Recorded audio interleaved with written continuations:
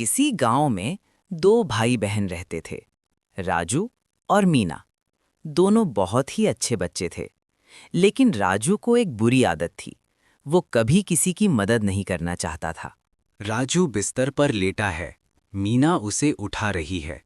राजू भैया, उठो उठो, सुबह हो गई। आज हमें अम्मा के लिए जंगल से लकड़ियां लानी है।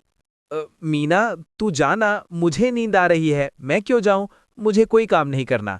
भैया, अम्मा बीमार हैं, हमें उनकी मदद करनी चाहिए। चलो ना प्लीज।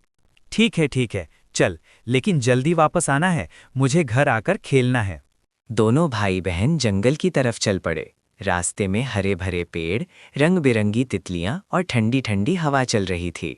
वाह भैया, कितना सुंदर है ना ये जंगल। देखो वो तितली कितनी प्यारी है।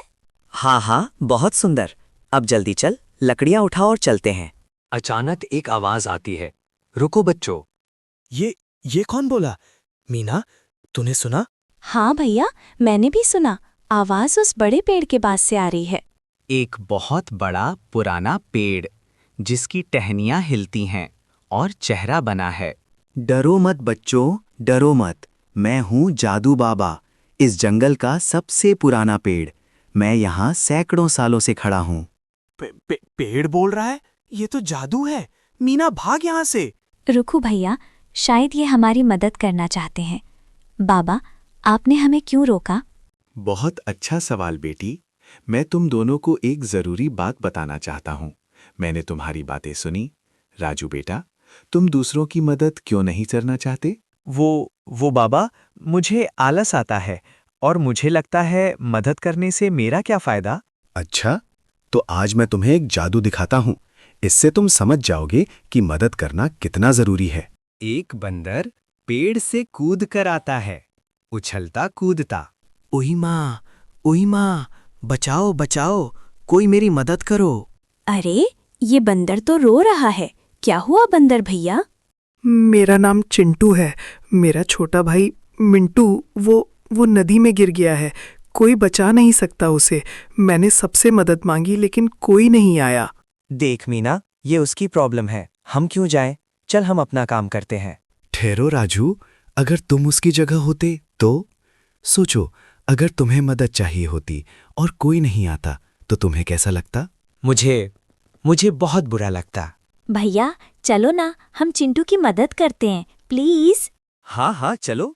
चिंटू, हमें बताओ नदी कहाँ है? हम तुम्हारे भाई को बचाएंगे। सच में? तुम मेरी मदद करोगे? चलो इधर जल्दी। एक छोटा बंदर मिंटू एक पत्थर पर बैठा है। चारों तरफ पानी। तीनों भागते हुए नदी के पास पहुंचे। वहां छोटा मिंटू एक पत्थर पर फंसा हुआ था। पानी तेजी से बह रहा था। मिंटू रुक, हिलना मत, हम आ रहे हैं। भैया, हम उस लंबी टहनी से मिंटू तक पहुंच सकते हैं। तुम उस तरफ पकड़ो, मैं इस तरफ। हाँ, बढ़िया आइडिया मीना। चिंटू, तू भी पकड़। 1, 2, 3। मिंटू, इस टहनी को पकड़ो जोर से। मिंटू आ गया, बच गया मेरा भाई। हुर्रे! मिंटू बाहर आता है, सब खुश होते हैं। Thank you Raju, thank you Meena. तुमने मेरे भाई की जान बचाई। तुम दोनों सच्चे हीरे हो। अरे चिंटू, मदद करके मुझे भी बहुत अच्छा लग रहा है, सच में। सब वापस जादू बाबा के पास आते हैं। शाबाश राजू, शाबाश। आज तुमने सबसे बड़ा जादू सीख लिया। जादू? कौन सा जादू बाबा? दूसरों की मदद करना यही दुनिया का सबसे बड़ा जादू है बेटा। जब हम किसी की मदद करते हैं तो हमें जो खुशी मिलती है वो किसी और चीज में नहीं मिलती। वाह बाबा, कितनी अच्छी बात। और सुनो बच्चों, तुम्हारी नेकी का इनाम भी मिलेगा। पेड़ से चमकदार फल गिरते हैं, सुनहरे सेब। ये जादुई फल लो, इन्हें अपनी अम्मा को खिलाना। ये जादुई फल हैं, इन्हें खाने से तुम्हारी अम्मा जल्दी ठीक हो जाएंगी। सच में बाबा? अम्मा ठीक हो जाएंगी? बहुत बहुत शुक्रिया बाबा। थैंक यू जादू बाबा, आप बहुत अच्छे हो। राजू और मीना जादुई फल लेकर घर पहुंचे।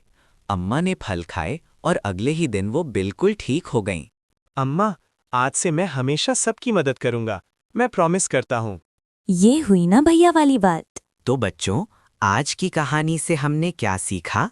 हमें हमेशा दूसरों की मदद करनी चाहिए। मदद करने से खुशी मिलती है और जो दूसरों की मदद करता है उसकी मदद भगवान जरूर करते हैं। तो दोस्तों, हमेशा अच्छे बनो, सबकी मदद करो। मिलते हैं अगली कहानी में। Bye bye.